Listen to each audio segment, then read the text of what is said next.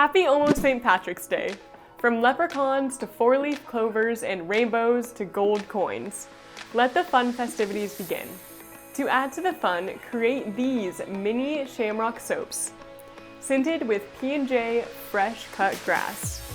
You can place these little soaps all around your home or gift away. So, how do you do it? Let's get to it.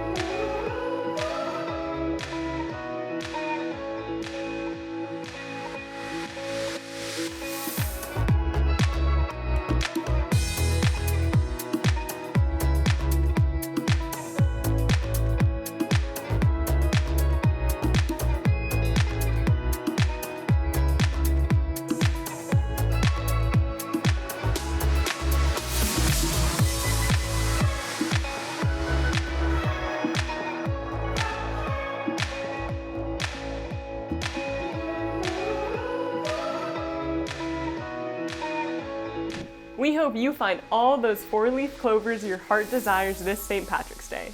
And make sure to subscribe to our channel to see more easy DIYs.